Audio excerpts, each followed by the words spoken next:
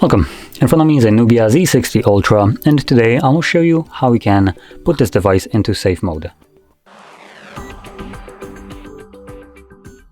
So to get started, hold your power button and select power off. Now here we just simply select power off, unlike most of the time where you need to hold it. Once the device turns off, you want to hold power button and volume up at the same time. And when you see the NUBIA logo, let go of the power button, but keep holding volume up. Now this will boot us into recovery mode, and under advanced option you will find safe mode.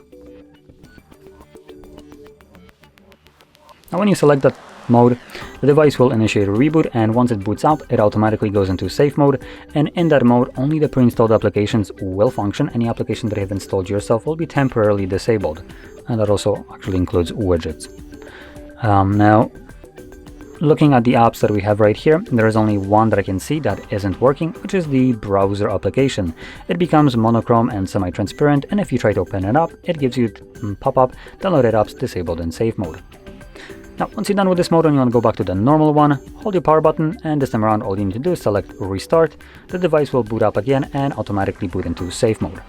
Not safe mode, but normal mode, my bad.